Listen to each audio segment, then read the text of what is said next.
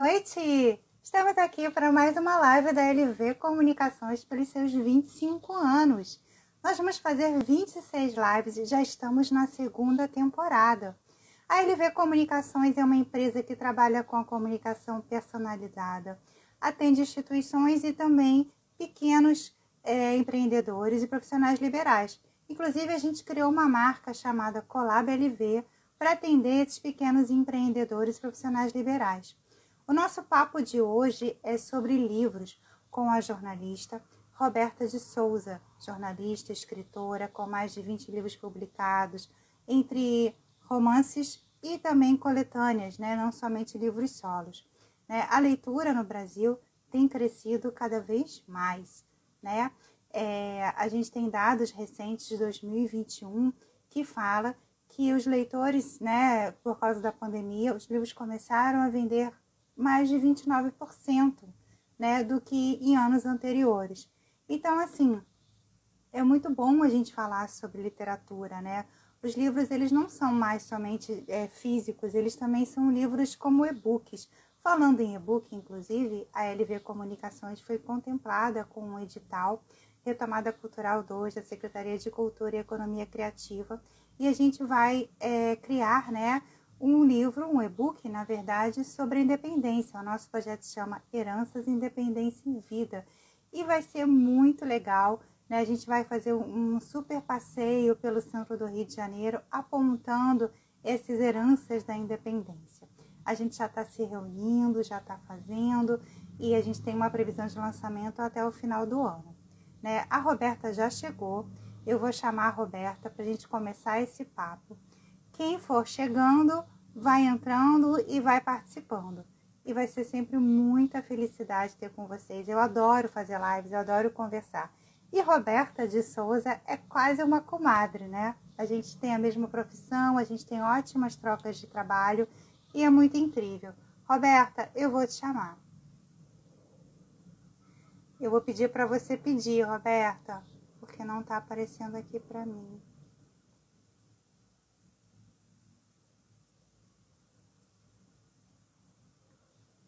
Roberta, queridona, você solicita?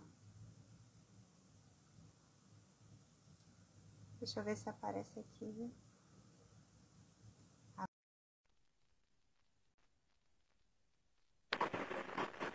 Pronto.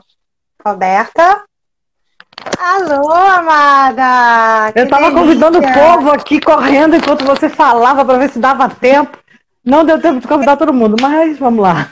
Mas você é uma excelente divulgadora, né? Eu já vi que você está aí esses dias trabalhando bastante nessa pauta da nossa live. Não é isso? Juliana Aquino acabou de chegar, minha sócia amada, meu braço direito e esquerdo, e aquela que dá conta de tudo junto comigo aqui dessa nossa bagunça. Você também tem a sua assessoria de imprensa, né? A Gaia Comunicações, por onde você está entrando, né? Então a gente está sempre jogando nas 11. Não é, Roberta? Com Isso é muito legal. Luísa Xavier também chegou, Mulheres da Comunicação, um grupo que a gente faz parte. Né? E vamos comentar um pouco essa história, Roberta. Eu falei aqui que assim, o brasileiro leu mais, né, na pandemia. Tem um dado de 2021 que aumentaram as vendas em 29% dos livros, né? E você acabou de chegar da Bienal de São Paulo, né? Logo assim, a primeira depois da pandemia, né? Ficamos aí 2 anos ou 3 sem Bienal de São Paulo e Rio de Janeiro, né? E aí eu quero saber a notícia boa é que seu livro esgotou. Qual livro esgotou? Esgotou. Não, então. Eu fui para a Bienal.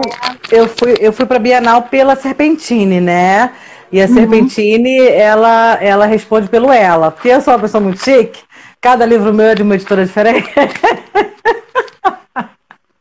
Liga não, gente, brincadeira. É porque de jornalista e escritora, tá sempre trocando.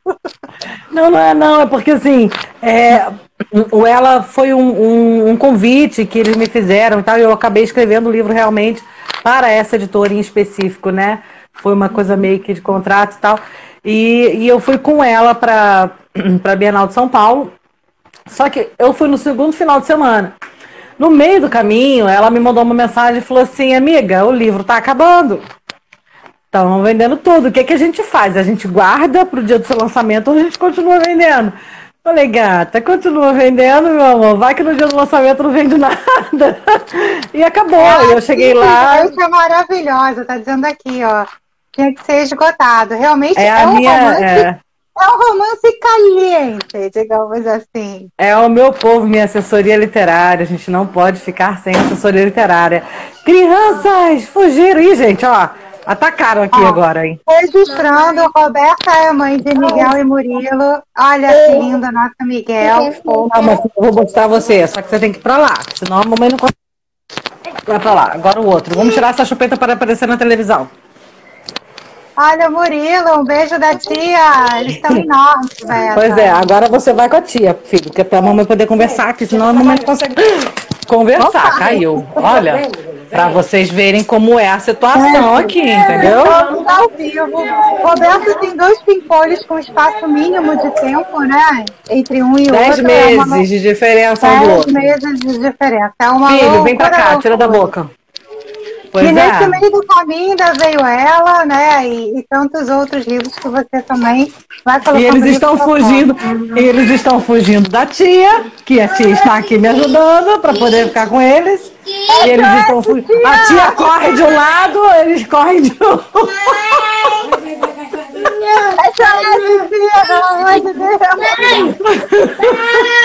Tchau! Gente, quem faz live faz ao vivo. Exatamente. E quem é mãe, né? Não tem jeito. Sim. Não tem pra onde correr. Me conta como é que foi essa. Até o troço aqui esse troço de luz aqui caiu, quebrou, foi uma maravilha agora. Mas conta quando é que foi, assim, essa emoção de ir para voltar para a Bienal depois da pandemia. Eu lembro que você já esteve aqui na Bienal do Rio, né? Eu te acompanho. Bienal do Rio, Bienal do Rio a gente é freguês, né?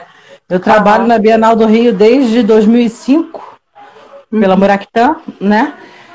E comecei como autora na Bienal do Rio em 2013. Fui 2013, 2015, 2017 e 2019 como autora. Então, Bienal do Rio é tranquilo. Só que assim, Bienal de São Paulo nunca tinha ido, né?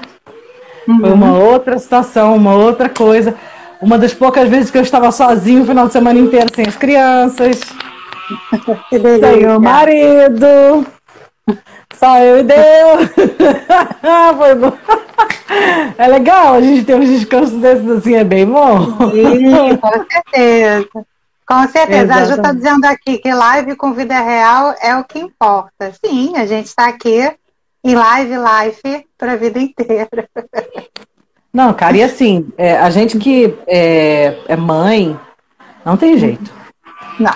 É barulho de criança chorando, é criança invadindo, e eles são muito pequenininhos, eles não entendem, né?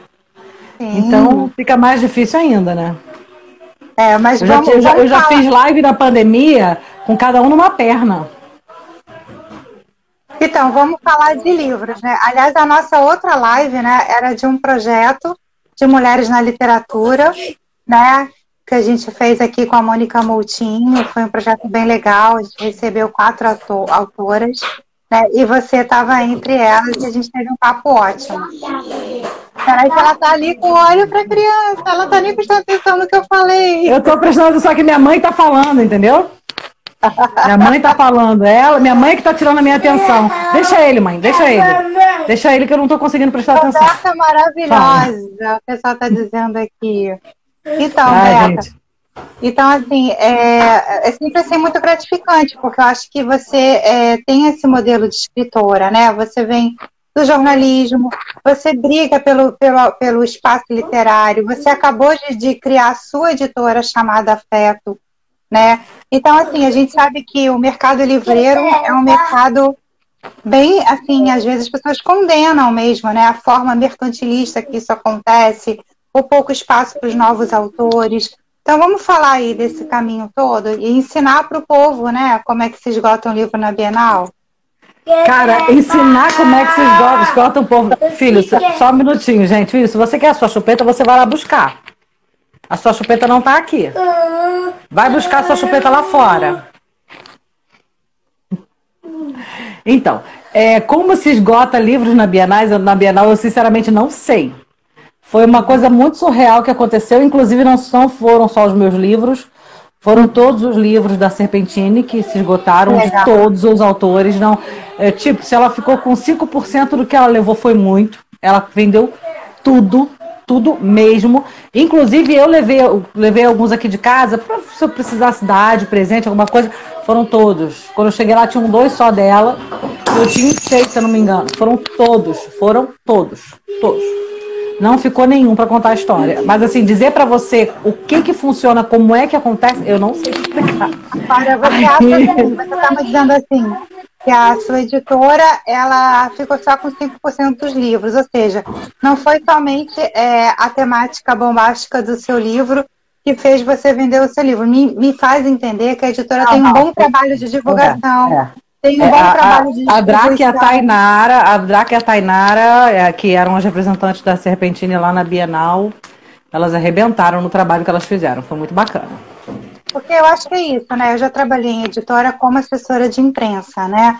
E existia lá no passado aquela coisa, os espaços literários são da grandes editoras, Objetiva, Record, etc e tal. Mas eu acho que as editoras, elas furam essa bolha, as menores editoras, em função da temática que elas escolhem, do tipo de autor que elas levam, do trabalho que elas fazem. A distribuição do livro também é mais importante do que a divulgação, porque você chegar numa livraria e o seu livro não está lá é muito ruim. Com certeza. Não, mas assim, hoje em dia é muito difícil. Hoje é muito difícil você ter um livro numa livraria. Hoje é muito complicado, porque a livraria ela dá conta só dos grandes. Antigamente já era difícil, hoje em dia é praticamente impossível. E eu não vejo isso nem como uma responsabilidade da livraria, porque é tanta demanda, é tanta oferta, que fica difícil realmente, né? Fala, meu amor, você quer conversar? Conversa. Oi, Murilo! Tudo bom? Fala oi. Oi. Ele quer ver Peppa. Vai ver Peppa com a vovó. Tem que distrair ele lá, mãe, porque não dá pra ficar aqui, não. Pede pra Nazaré pegar ele aqui, por favor. Ele não quer ficar aqui só, ele quer ficar aqui gritando, quer ficar perto da mãe. Ele tá numa fase... Mãe, não tem como, ele não vai ficar quietinho, ele não tá quietinho, tem que levar. Tem que levar ele berrando e fica lá, não tem jeito. Porque aqui ele tá conversando, falando, tá atrapalhando. Ele tá numa fase, ele vai fazer 4 anos, né? Ele tá numa fase muito grudada com a mãe. Muito grudado. Ele, de madrugada, ele acorda e vem pra minha cama e agarra no meu pescoço, enfim. Na Bienal, o pai ficava ligando pra mim, de vídeo, ele ficava, mamãe, vem pra casa, mamãe, vem pra casa. Tem jeito, grudo. Você falou que a Bienal foi libertadora. Gente, eu tava sozinha, eu saí, fui encontrar os meus amigos, fui numa pizzaria sozinha, fiquei até tarde na rua. Tá gravado, hein? Foi, cara. A gente fez um mesão, o povo todo do Rio que tava lá, né, porque uma galera, tinha muita gente do Rio lá, né, a gente se encontrou, a gente se reuniu e fez uma farra lá no sábado à noite. Numa pizzaria. E, nossa, mas a gente tocou o terror na pizzaria. Foi muito engraçado, foi muito divertido. Falamos meia dúzia de asneira, brincamos um pouquinho. Olha que eu não bebo, hein? Se eu bebo, eu falo mais asneira ainda. Foi sem beber mesmo. Mas, gente, vocês me perdoem, mas criança é assim mesmo, não tem como. Eles interrompem assim mesmo. Inclusive, alguém que perguntou, foi a Mulheres da Comunicação, deve ser a Luísa, né? Perguntando como é que foi o processo de criação do Ela. Isso. No final do processo de criação do Ela, eu tive que despachar todo mundo. No finalzinho, assim, eu falei pro meu marido, eu preciso terminar esse livro. Mandei todo mundo pra casa da minha sogra. Foi a primeira vez que eu passei o final de semana inteiro sozinha. Foi pra finalizar esse livro. Mandei todo mundo pra sogra. E fiquei eu e ela lá, lutando pra finalizar esse livro, porque não foi fácil, viu? Ele é um drama. Que é um livro que te tirou do seu lugar de conforto como escritora. Foi desafio para você. Me tirou muito mesmo, verdade. Uhum. Né, porque você vinha de coisas, de temas, né, que eram mais próximos de você. Né? Você tem que falar da sua religiosidade, né? Você tem coisas que te levam para esse lugar, poesia, e de repente você para num romance, né, e é bacana. Fala aí um pouco mais do Ela. Na verdade, eu não considero esse livro tão hot, porque não tem tanta coisa assim, sabe? Tem. Por isso ele tem que ser considerado hot. Mas eu vejo ele mais como um drama, porque é uma história pesada. É uma história que traz uma carga muito pesada, né? De escolhas, de vida e tal. Então eu gosto de entendê-lo mais como um drama. Que foi muito pesado. Esse livro, ele foi muito gostoso de escrever, porque realmente me tirou, né, do meu lugar comum. Mas quando eu terminei foi assim, ufa, não acredito que eu acabei, sabe? Eu acabei. Que bom, socorro. E assim, eu vou lançar esse ano, no final do ano, o livro 2. Eu não ia fazer isso. Eu disse que eu não ia escrever o livro 2 dessa história. Eu disse mais de uma vez, mas eu fui obrigada a fazer, porque os meus leitores quase me mataram com o final do livro, né? Então, eu tive que fazer o livro 2, que é a história da visão do Tom, né? Que é o parceiro dela, de tudo que aconteceu, né? E ele vai ser lançado agora no final do ano. Ó, o pessoal que está comemorando que vai ser a melhor escritora, a melhor assessora de imprensa, ainda bem que vai lançar outro. Até porque, assim, Beta, você veio de uma literatura, não vou dizer ingênua, que não era ingênua, mas você veio falando, né? Era mais leve, né? Mais leve, né? Você me ajuda a lembrar o nome de todos os seus livros. Porque Meninas de cabeça... 30, a coleção Meninas de 30, tem os tem a poesia, o Cavador Infinito. Então, você vem de Meninas de 30, né? De repente você cai num livro que tem uma carga emotiva maior, né? E eu lembro que na época mexeu bastante com você, né? Eu lembro que a gente até fala, meu Deus, como é que eu vou fechar essa história? Né? O que eu vou fazer com isso? Mas parece que a história não fechou, né? Vai ter que ir para terapia. Não fechou e por isso que eu tive que fazer o livro 2, porque eu terminei sem terminar. Aí o povo queria me matar, então eu fiz o livro 2 para poder colocar um ponto final nessa história, né? Para realmente finalizar essa história. E o livro 2 é a finalização da história dela e a sua redenção ao mesmo tempo. E me diz uma coisa, como é que é esse processo, né, de você ser uma escritora, de você assessorar outros escritores, né, assessoria de imprensa, né, você já fez revisão de livro, você sempre teve nesse universo, faz ainda, enfim. E aí, de repente, você chega à conclusão, por que você abre uma editora? Então, Liane, eu trabalho no mercado editorial desde os 19 anos, né? A minha vida começou com 19 anos, quando eu entrei para ser secretária na editora mais antiga de Niterói, que era a editora Muraquitã. E ali a minha vida mudou completamente, né? Eu entrei como secretária e saí como assessora de imprensa. Fui responsável por 4 bienais, coorganizei diversas antologias, trabalhei em diversos eventos, e foram quase 15 anos de editora, e eu também tive a oportunidade de trabalhar em outras editoras, tanto no Rio quanto em São Paulo, como assessora de imprensa, depois que eu me formei em jornalismo. Isso me trouxe uma carga do que fazer e do que não fazer. E eu sou de uma época muito diferente do que é hoje em dia. Hoje em dia é tudo digital, tudo mais rápido, e-book. Na minha época não tinha nada disso. Quando eu voltei a publicar em 2020, eu tive que reaprender. Quer dizer, eu tive que aprender como era agora. Porque na minha época não existia mais, né? Não era mais como era agora. Então era tudo muito novo, tudo muito diferente. E eu tive que fazer esse caminho em 2020, 2021 para entender como era o mercado. E eu percebi que se perdeu muita coisa, inclusive qualidade. E se perdeu muito espaço. Oi, Marilísia, boa noite. E se perdeu muito espaço, né? Se perdeu isso não isso inclusive para gente que é jornalista, né? Hoje em dia a gente quase não consegue espaço para cultura, para falar de cultura. Uma colega nossa estava comentando que está tentando fazer a divulgação de um evento maravilhoso que vai acontecer no Leblon, de um escritor famosíssimo, e simplesmente o povo fala, muito legal, adorei, mas não dá a pauta. E é isso que a gente está passando hoje com cultura, né? Se a gente pegar os jornais, né? Às vezes, sei lá, cadernos de cultura de sexta-feira viraram uma página. Não tem mais, você não vê mais, não tem. É difícil você conseguir até no online. E existe a questão do copia e cola, né? Você manda o texto, boa noite, Você manda o texto, a pessoa vai lá e cola. Às vezes não muda nem o título. E nem troca foto. Você manda 10 opções de foto, a pessoa escolhe a mesma, é incrível. Não sei nem pra que a gente manda, né? Parece que você. Eu não consigo entender o que acontece, que parece que a gente manda uma só. Pessoas diferentes, lugares diferentes. Boa noite, Regina. Boa noite, Em lugares diferentes escolhem a mesma foto. É incrível isso. Enfim, a gente precisa passar por essas dificuldades, né? Então, quando eu resolvi abrir Afeto, foi por dois motivos. Um que era um sonho, né? De muitos anos, porque eu tenho 41 anos, olha isso, são 22 anos de mercado editorial, né? Que eu aprendi tanto como fazer trabalhando, como fazer como autora, né? E como fazer divulgando como assessora de imprensa. Eu passei por esses três processos. E então eu resolvi trazer isso para minha editora. Na verdade, eu tinha esse sonho, mas eu não tinha essa coragem. Até que um dia tudo acontece na hora certa, né? Você também acredita nisso, tanto quanto eu.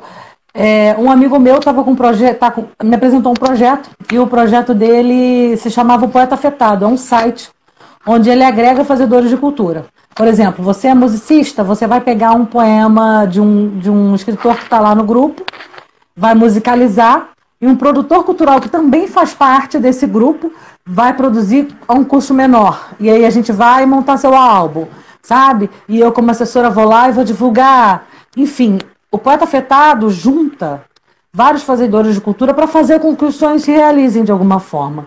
Ou de graça, ou a custo baixo, enfim. A gente vai tentando costurar e fazer parcerias para que a coisa funcione. E dentro do projeto do Poeta Afetado tem a Editora Afeto, que é a editora. A ideia da editora vem disso. Eu topei. Quando ele me convidou, eu falei, vai ser minha. Vou poder fazer o que eu quiser. Aí ele vai. Falei, então tá. Aí eu aceitei. E a minha ideia é trazer também a minha experiência como assessora. Por quê? A maioria das editoras não faz esse trabalho, né? Não. Faz o livro, entrega, ou divulga um pouquinho aqui, um pouquinho ali, trabalha nas feiras, e adeus. Vai com Deus. Eu não quero fazer isso. Não perdura, né? A questão, eu acho que é essa. Eu, pelo menos na editora, quando eu trabalhava, eu pensava muito em comportamento, em trabalhar a temática do livro. Se era um livro de medicina, eu ia lá na editoria de saúde. Se é um livro que fala de relações, você vai no comportamento, né? É o que a Luísa está dizendo aqui. A Luísa está dizendo aqui que a coisa se transforma muito em entretenimento. E livro é muito mais do que isso, né? E depois tem outra pessoa aqui, que é a dona Ana 23. A literatura está muito prejudicada, não há muitas livrarias, as livrarias estão fechando em todo o país. Eu acho que também tem esse culto da livraria, né? As livrarias fechando, mas não existem só as livrarias. A cultura da literatura está mudando. As pessoas estão lendo mais livros impressos? Estão, mas as pessoas estão comprando mais online. Sim. Então, você não precisa necessariamente de uma livraria para vender o seu livro físico. Você pode ter uma boa página, né, um bom site. E hoje em dia existem as grandes marketplaces. E as grandes marketplaces como Magazine Luiza, Submarino, a Amazon, né? Mais o que? A Americanas, enfim. Elas vendem. E elas vendem mesmo. O livro físico não é e-book, né? E vale a pena você comprar por ele. Eu vivo comprando no Prime. Nunca me deu problema nenhum. Eu recebo os livros tranquilamente. Então, a nossa editora também vai trazer isso. Você não precisa ter o seu livro físico numa livraria. Você vai ter ele divulgado nas grandes marketplaces.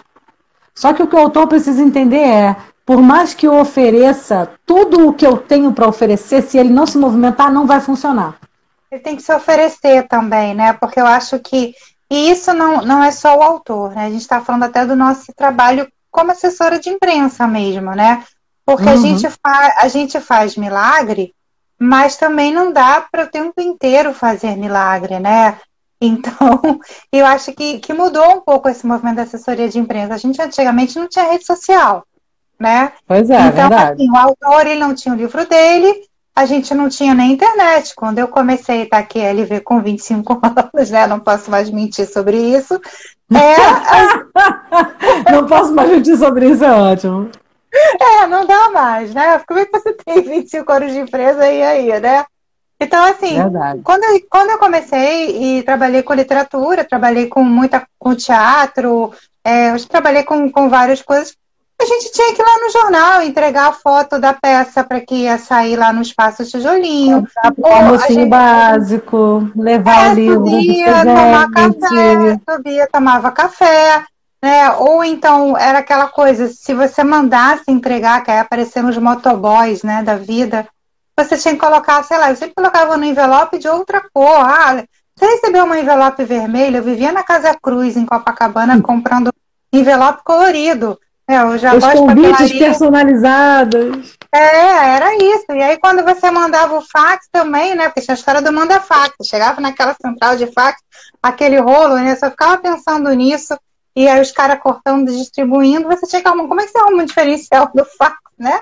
Era tudo tão diferente, né? Era uma loucura. Então, assim, o que eu estou dizendo, e a gente divulgava. Você tinha caderno ideias, você tinha caderno livros, né? Você tinha outros espaços também, folha dirigida, que também tinha um caderno literário, né? Tinha uma parte ali de educação, principalmente.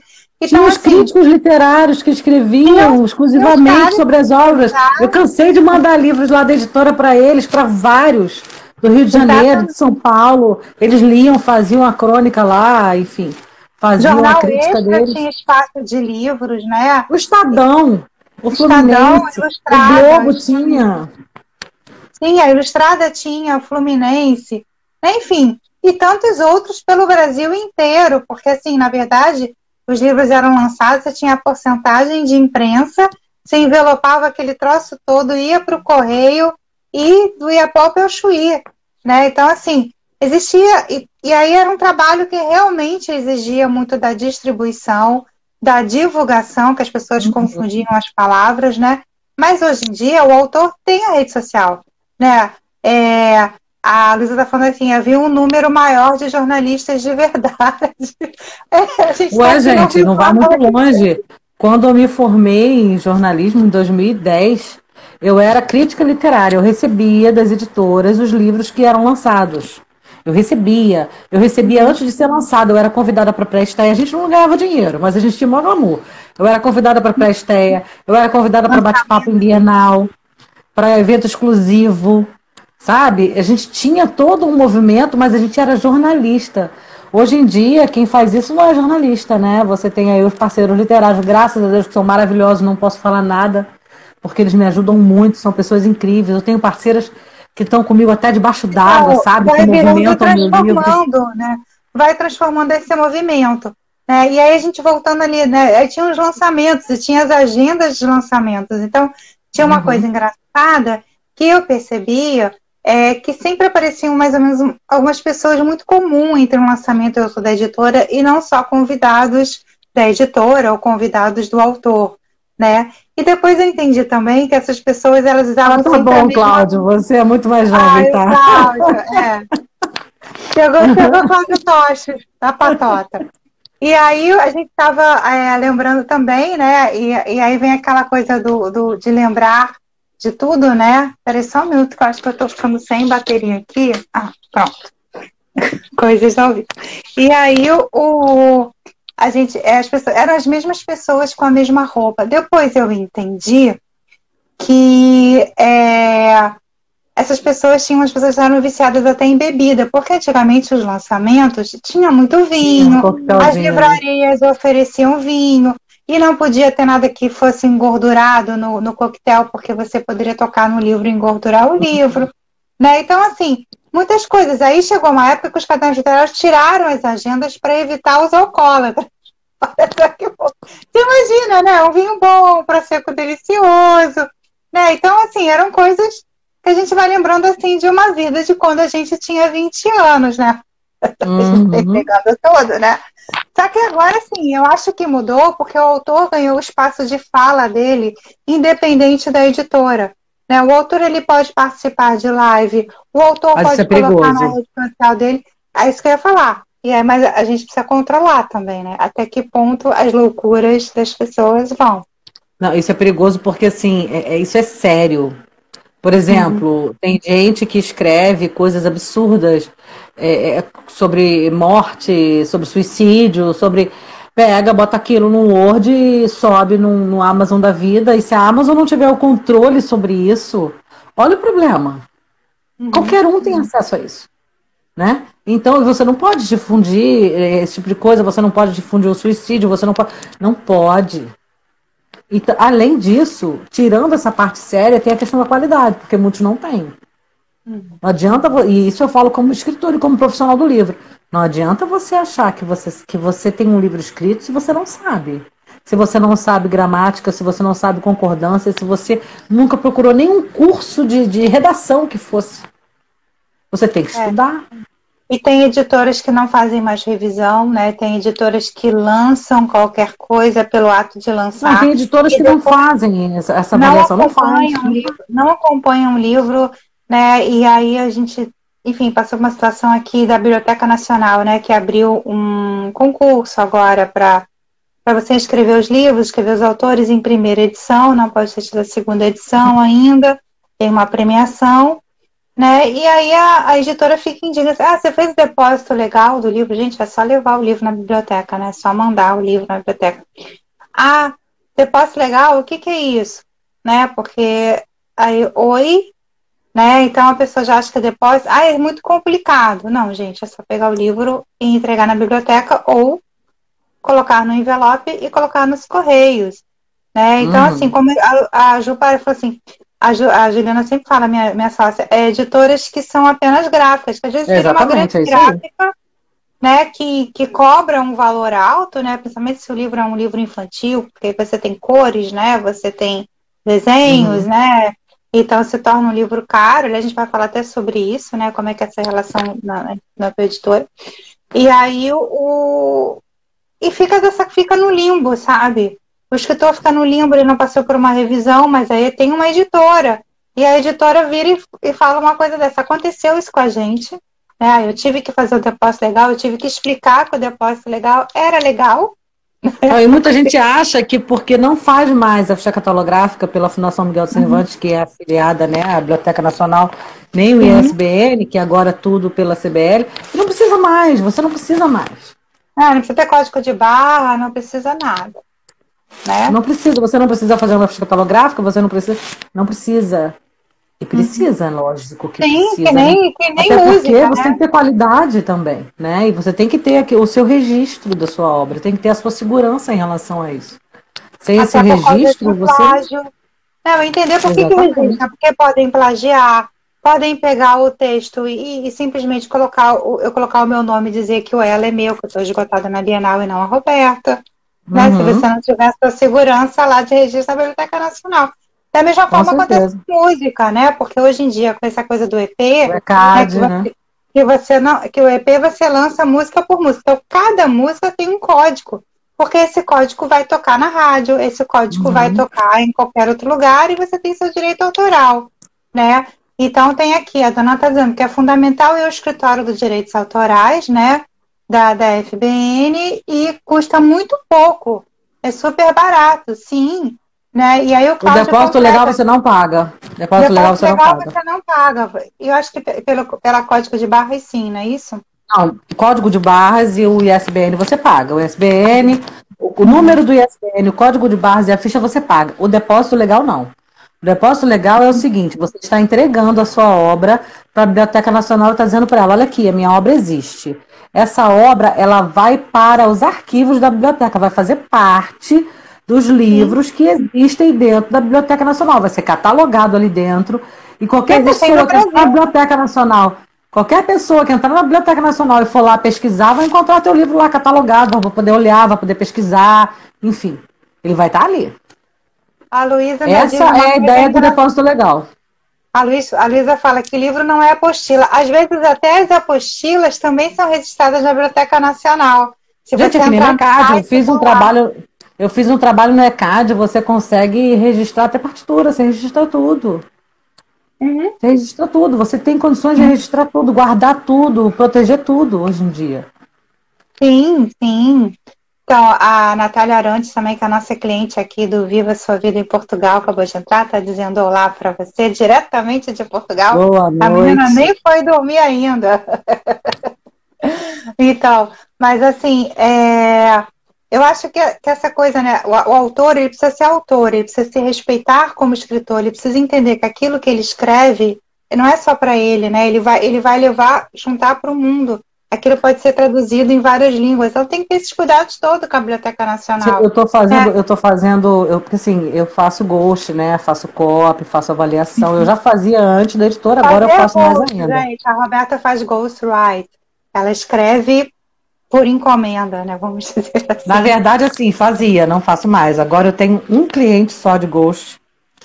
Que eu tô terminando, que agora ele se transformou até em uma biografia que eu vou assinar. Começou como ghost e eu vou assinar essa biografia. E se Deus quiser, eu vou fazer pela minha editora. Eu amei essa história, mas agora com a minha editora eu já não sei se eu vou ter tanto tempo para fazer isso. Mas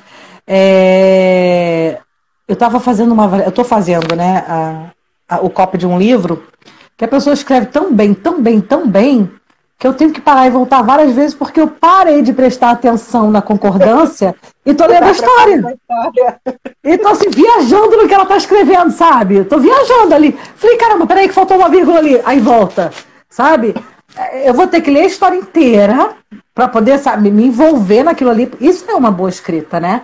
Você se envolve até quando você tá trabalhando. Eu vou ter que ler a história inteira, terminar de ler e voltar para começar a prestar atenção na concordância, no verbo, se está faltando história. Se está faltando, porque assim, o copy não é só uma revisão de português. Você vê se está faltando algum trecho, se ficou algum fio solto, né? Você vê a questão da organização das frases, enfim, é um geralzão, não é só a revisão ortográfica, né? Isso você tem que ter muita atenção. Sim. Esse livro, menina, eu tô tendo que ler e voltar várias vezes, porque é maravilhoso. E é um livro que vai sair pela minha editora. Eu tô super feliz. Oba! Tô com livros bacanas na minha editora. A gente podia até falar um pouco assim, quais são as profissões que envolve uma editora, né? Você tem o editor, você tem o cara do copytest, você tem a parte gráfica. Quais são, assim, as oportunidades que teria de trabalho para alguém que quer estar numa editora ou quer encontrar uma editora, né, para trabalhar? Diagramador, um capista, um revisor, um tradutor, né? Mas que... tem os que fazem avaliação, né?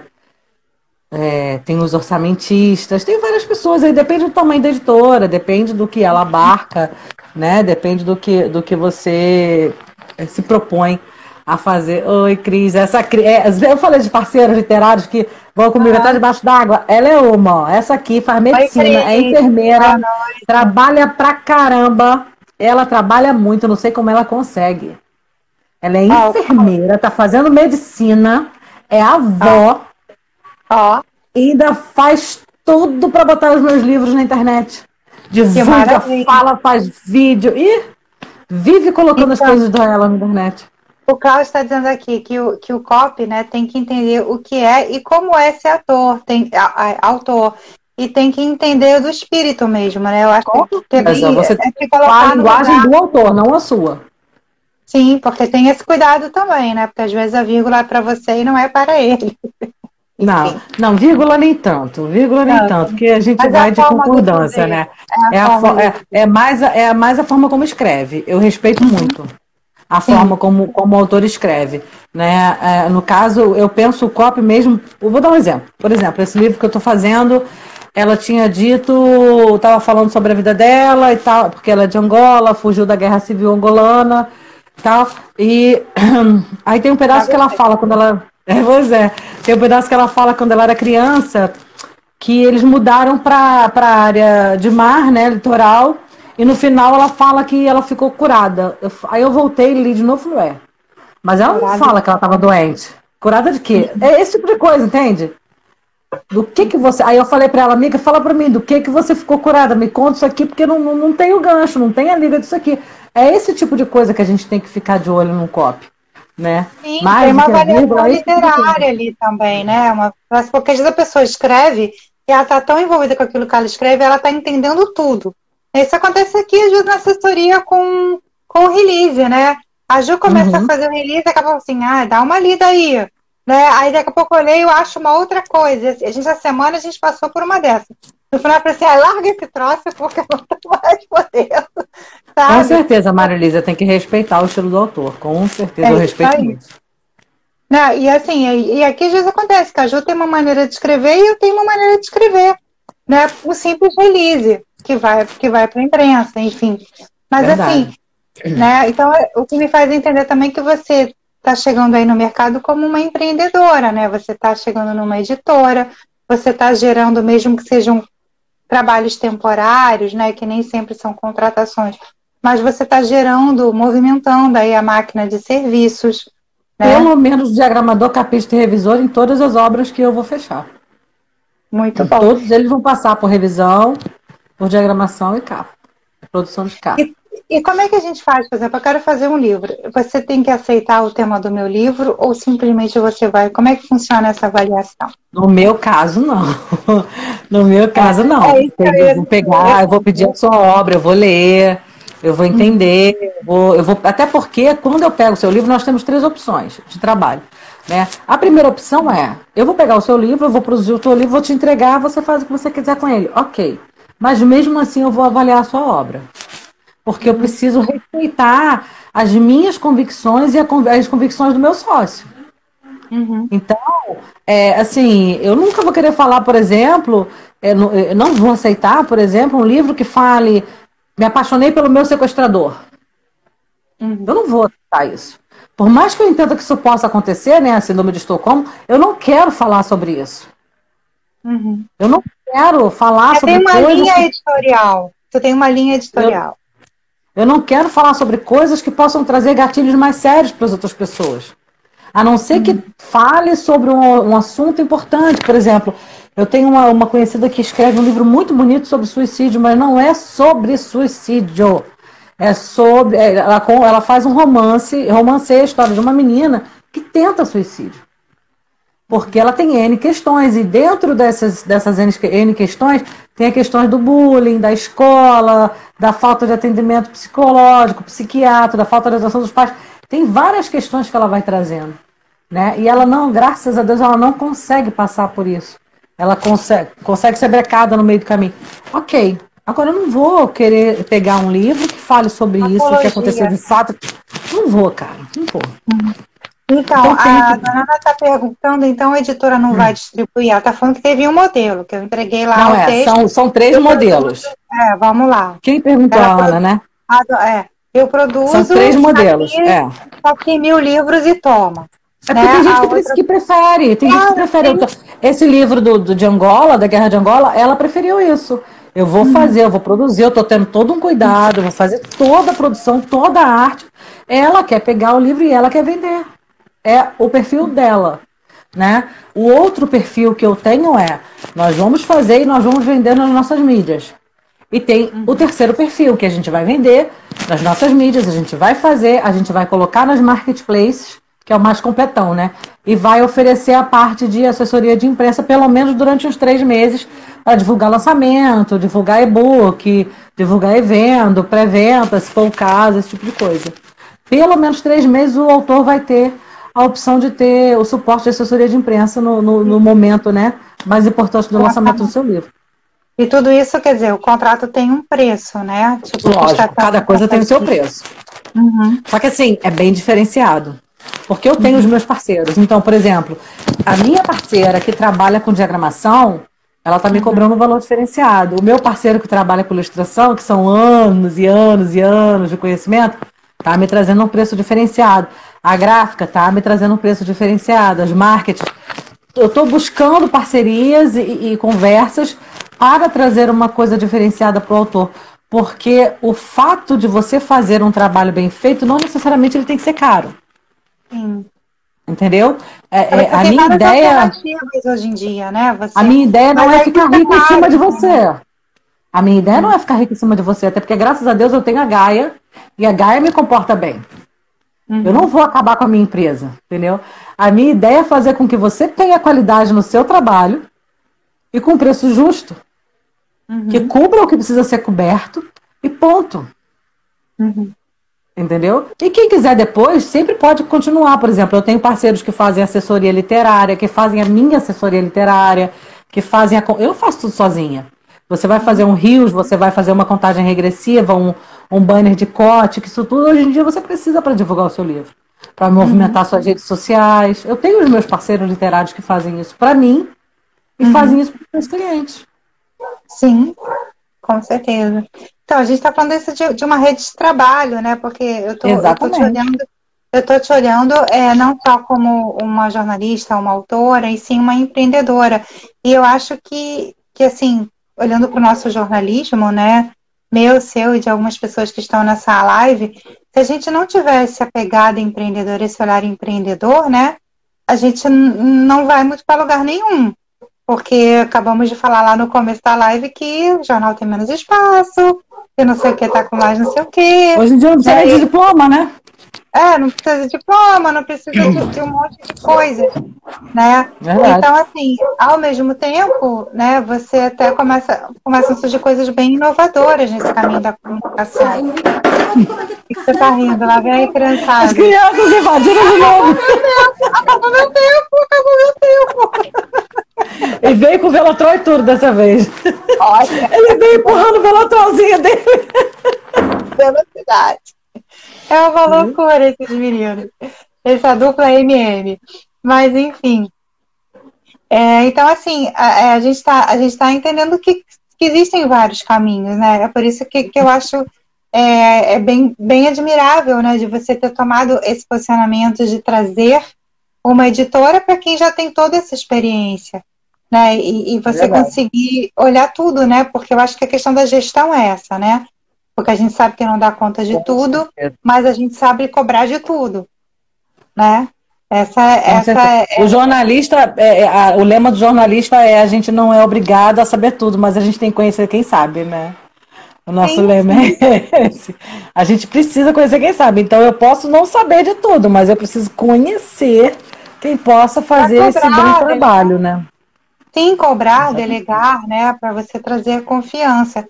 E assim, eu fico muito feliz assim, de ter uma amiga que está aí, né, buscando esse espaço na literatura, né? Eu conheço você há algum tempo, né? E sei o quanto você batalha por tudo. Luísa, sua fã e amiga, né? Um serviço precioso, não só para escritores, mas para a cultura e a literatura. Parabéns pela iniciativa, Roberta. Com certeza. Eu vou falar uma coisa muito séria para você, Eliane. Eu nasci numa editora que eu via a minha editora-chefe torcer por todo livro que entrava lá. Ela chorava por todo livro que entrava lá. Ela participava de um jeito tão gostoso sabe? Tinham questões, por exemplo, tinha autora que o marido não queria que ela fizesse, aí o filho ia apoiar, assim, escondido para fazer. Aí ela ia lá e fazia todo o processo ajudando, sabe? Movimentando, dando apoio. Ela não era só uma editora, sabe? Não era simplesmente uma... Tinha vezes que nem dinheiro ela ganhava. Tinha vezes que eu brigava com ela. Eu falava, meu Deus, você tem que cobrar pelo menos para pagar a sua luz. Ela falava, mas eu não posso, a pessoa não tem. Porque antigamente era muito mais caro, muito mais caro. Muito mais caro. Era absurdamente mais caro, porque o digital hoje te traz uma facilidade. Na minha época só tinha os grandes fotolitos, aqueles disquetes gordinhos grandões, né? De uma a 4 chapas, dependendo se era colorido, se era uma cor só. Os fotolitos eram enormes, você não tinha nem de guardar aquilo, enfim. Era outra história. Era uma outra vida. Né? Eu guardava o seu livro. Exatamente, a gente tinha aqueles tubos que a gente guardava, era tudo muito, as artes eram diferenciadas, a gente tinha que fazer, os artistas faziam uns negócios gigantescos pra gente, para poder a gente tentar digitalizar e não perder a qualidade, enfim, era uma coisa muito surreal como a gente trabalhava, então era tudo muito mais caro, por ser e assim, era 500, 1.000, 2.000. É muito louco porque a gente está falando, sei lá, de 15, 20 anos atrás, 20 anos atrás, exatamente, né? 20 anos atrás. E aí você fala, né? Você antigamente para você fazer um banner era muito caro, para toda essa parte de impressão, né? Nossa, você vai fazer um até a boleteria, cartão, tudo é caro, marcador. Sim, né? E o próprio livro em si, né? Lógico que a gente está aí com uma alta de dólar, né? E isso ainda é comercializado em dólar, papel é caro, impressão, né? Mas assim, como eu voltei, a gente falou assim, tem alternativas, né? E aí eu acho que aquela velha questão, o livro impresso vai morrer? Parece que não. né? Não. Porque 29% aumentou de vendas de livros impressos. Sabe o que acontece hoje? Que eu percebi o movimento, como é que está funcionando? Está funcionando assim. Isso eu percebi como autora, tá? Com os livros que eu fiz agora na pandemia. Porque em 2015 eu parei de publicar. Continuei produzindo e parei de publicar. Em 2020, com a pandemia, eu falei, meu Deus, eu vou morrer, vou deixar tudo isso? Nada, de jeito nenhum. Comecei a voltar a procurar e publicar. Né? E publiquei os meus livros pela Proverbo, uma editora aqui de Maricá. Que é minha parceira, eu fiz várias antologias, eu estou até fechando agora uma coletânea, essas mulheres maravilhosas e suas histórias inspiradoras, a Ana faz parte, que está comentando aqui com a gente, participando. Enfim, e eu comecei a colocar para fora e eu percebi, como eu te falei, eu tive que reaprender como é que era o movimento. Está funcionando assim, você faz o seu livro, primeiro você lança o e-book. Quando você lançar o e-book, você tem que ter o suporte dos parceiros literários. Esses parceiros literários vão ler o seu e-book, vão fazer comentário, vão movimentar na Amazon, no Scoob, vão movimentar no Instagram, nos blogs deles.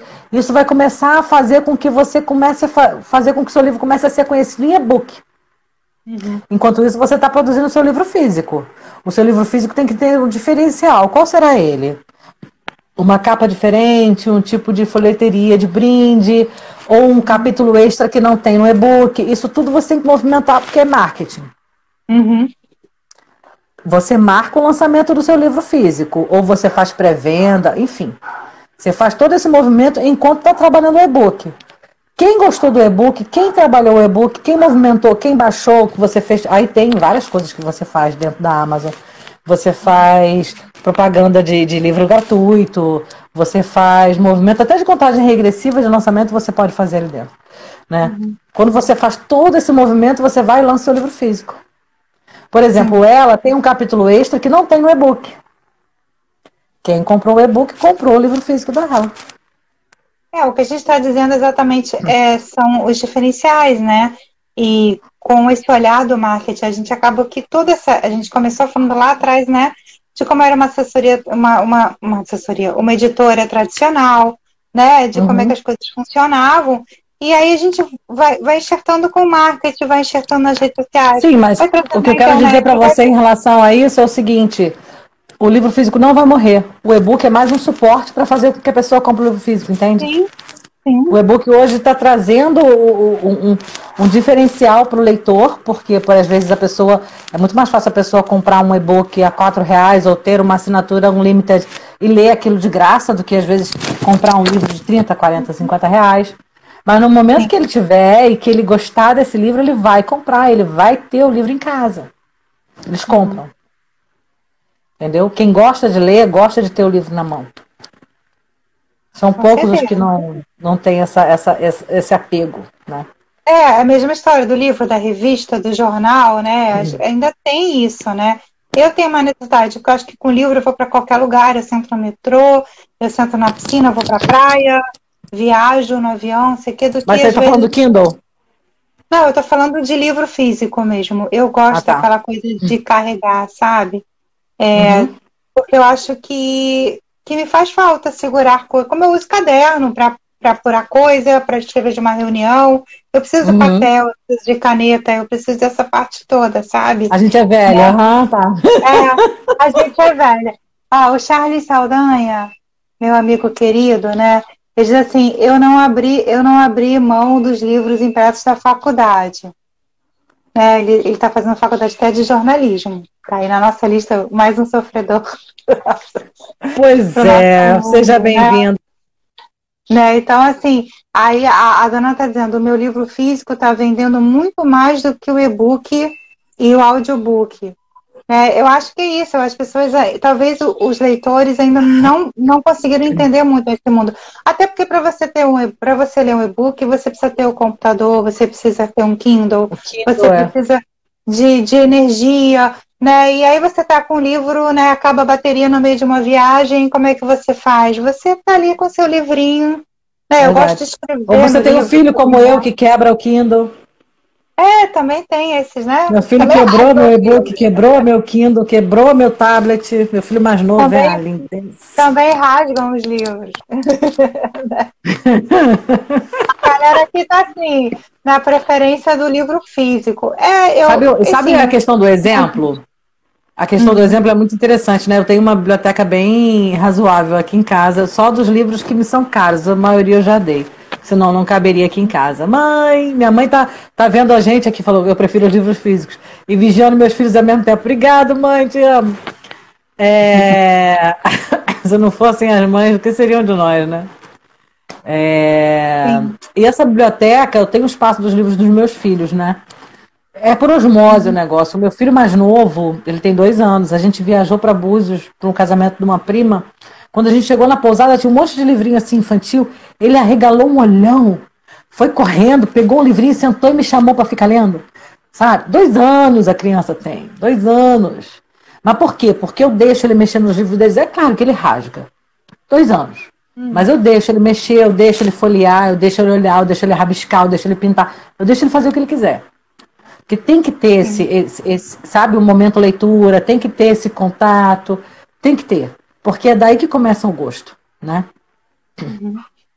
Não, é curiosidade, Marcador né? de livros que tem encanto. O pessoal tá falando aqui que, né, gosta de marcar. Quem nunca colecionou marcador de livros, né? É uma coisa assim, às vezes você coleciona tanto que você vai ler o livro, você coloca outra coisa para marcar porque tá começando, o marcador Nossa, tá lá, cansei de ver na Bienal, a gente fazer na Bienal um monte de marcador, porque o povo passava lá levando tudo. né? É muito louco. Beto, eu sei que você tá aí esmagada de horário. Eu sei que você tem 2 crianças, tem coordenações aí para fazer. 2 crianças encapetadas de Velotrol. Eu quero dizer assim que a gente já está aqui. Eles estão motorizados. Então, eu quero dizer assim que a gente já está aqui, né, terminando o nosso horário combinado, que era quase 1 horinha. Dizer para você assim que é uma alegria de novo estar aqui conversando com você em live, né? Que a gente possa rapidinho se encontrar de novo, né? Dar aquele abraço gostoso de quando a gente se encontrou, né? Eu vou ter que E fazer assim, aniversário de novo, né? vai ter que fazer a festinha de novo e nós vamos para partir Maricá. Exatamente. Né? A Up tá dizendo que adorava combinar um marcador. Sabe o que eu faço com o marcador? Eu separo quando eu quero comprar o livro. Eu guardo. Porque assim, eu esqueço muitas coisas. Então, quando eu vejo um Sim, marcador que me interessa, eu guardo aquele marcador na bolsa ou em algum lugar. Porque para eu, quando eu estiver na livraria, eu vou pegar aquele marcador e vou lembrar qual é o livro que eu quero comprar. Então, eu sim, sempre é uma guardo os marcadores. publicidade. É uma publicidade. E aí, o que eu estava falando assim, eu queria até dar uma registrada aqui, né, que é do nosso meio, né, a gente, ontem, infelizmente, a Ana Maria Ramalho morreu rapidamente, né, colunista, precursora do colunismo carioca, né, trabalhou com Ibrahim Suede, trabalhou com os Osmo Barbosa, teve a própria coluna lá no Balaio, depois Das voltou para o antigas, né? JB, percursora, né, das colunas sociais online, Obrigada, junto Maranhão. com o Jornal do Brasil, né, o JB, que foi um dos primeiros, foi o primeiro jornal online do Brasil, né, então, assim, deixar registrado, deixar aí um carinho para todos os colaboradores dela e a família dela, dizer que, né, foi tão rápido, em 2 meses a Ana partiu. Mas, assim, é só para a gente fazer esse registro. Olha que lindo o nosso querido Miguel. E Beata, e te agradecer, dizer que a gente sempre volta a conversar, porque é uma delícia estar com você, comadre, literalmente, né? Só no papinho de comadre, e assim, né, o quanto é gratificante te ter como amiga e compartilhar tantas coisas da vida, né? Não só da nossa vida profissional. O pessoal está dizendo que a live foi ótima, né? Que foi super didática, esclarecedora. Tá todo Porque mundo sempre dizendo rapidinho, é tudo muito rápido, né? corre tudo muito rápido, mas assim, a Vou gente mostrar vai para e vocês a volta. biblioteca e a bagunça. Adoro mostrar minha bagunça para vocês. Peraí, vou Vamos lá. mostrar. Deixa eu mostrar, deixa eu passar aqui, mãe. Não vou mostrar a zona das crianças, não, tá, gente? Vou mostrar só a biblioteca. Deixa eu vir para frente aqui para poder caber, se não dá. Pra É caber. o orgulho dela, é o orgulho dela. Porque assim, Pô, são muitos, aqui tem muita história e tem muitos e muitos e muitos anos de Tem trabalho, muitas de histórias e tempo, histórias. de amigos que passaram pela minha vida. Ali tem Sim. muitos autores nacionais que eu amo, muitos livros internacionais de autores que eu amo. Enfim, ali é o meu canto, né? A Roberta tá ali, naqueles livros ali. Dá tchau, filho. Vem cá, dá tchau, vem aqui. Vai ser a herança que eu vou deixar para os meus filhos, como meu pai deixou muitos livros para mim de herança. Ó, a Luísa está dizendo, agradecendo, o Charles mandou um beijo pra gente. A Luísa está dizendo que a gente continua com o apoio do Mulheres da Comunicação. Obrigada, Luísa. Trocas muito importantes lá, né, Lu? Obrigadíssima sempre, né? E assim, dizer que bom que a gente tem o Mercado Livreiro, que bom que o Mercado Livreiro gera emprego, né? Gera satisfação, gera cultura. E que a gente tem que mover mesmo esse povo, fazer esse povo pensar um pouquinho. Você precisa trabalhar com o que você ama, né? E fazer o diferencial naquilo que você ama. O que você ama que você pode trazer para diferencial na sua vida e para a vida do outro? Essa é a ideia da afeto, né? É literalmente afetar as pessoas com o que a gente pode fazer por elas e para quem vão lê-las, né? A ideia é essa. Não, e é incrível, né? É muito bom, assim, eu acho que tanto eu quanto você trabalhamos com coisas que nos realizam, né? E é muito bom a gente realizar para o outro ou estar com o outro realizando, né? E isso é muito gostoso. Eu acho que essa troca é divina. Eu diria isso. E, cara, o nome afeto é tudo. Afetou geral. Alô, meu coração, coisa mais linda, gente. Apaixonada pelo logo dessa editora. Muito lindinho mesmo. E com muito afeto, a gente termina essa live. Obrigada, com muito afeto no coração. Muito obrigada, Liane, pela sua disponibilidade. Pessoal que está aqui nos assistindo. Desculpa pela zona das crianças, mas não tem jeito. Quem é mãe assim, né, Lila? Lila está falando aqui que achou muito bom. A Lila também tem uma menina pequenininha. Também é parceira da afeto, né? Enfim. E é isso, Roberta. Super parabéns por ter bombado lá na Bienal de 2022, por ter esgotado o seu livro. Ó, já estou fazendo pipi para a gente acabar. Ele veio apresentar a música dele, que ele é um cantor nato, entendeu? Ele é um musicista. Desde que nasceu. Toca, canta, sapateia. Já chegou com pilha Duracell. Nasceu cantando, dançando, sapateando e tocando bom. Ele tem um ukulele que a minha mãe deu pra ele. Ele vai plim, plim, ele toca, ele sabe tudo. Que loucura, que loucura. Mas aqui em casa vai ser a casa dos artistas. É isso aí. Tem direito ao prêmio. Obrigada, Marta. Muito obrigada, gente. Muito obrigada pela presença de vocês. Assim, super obrigada pelo carinho de todos, por todos aqueles que passaram, ficaram, para aqueles que vão assistir depois. Essa live vai ficar no nosso IGTV, eu vou compartilhar com você assim que eu salvar. E também vai para o nosso YouTube, nosso canal do YouTube. Segue a gente lá, é um canal que ainda está ali engrenando, começando, mas todas as nossas lives estão lá e mais alguns vídeos. LV Comunicações, siga LV Comunicações, siga a Gaia Comunicações, que aqui ninguém consegue, a gente vive de parceria. Com certeza, tem espaço para todo mundo, né? É isso aí, é só trabalhar direito que dá certo. Exatamente. Obrigada, gente. Agora a gente vai com a trilha sonora, ó. Tchau. Tchau, Murilo. Dá um beijo no seu irmão Miguel. Cadê o Miguel? Tá por aí também, não? Não, o Miguel tá lá fora. Um beijo no maridão. Agradece a mãe pelo apoio. Obrigada. Obrigada. Beijo. Beijo.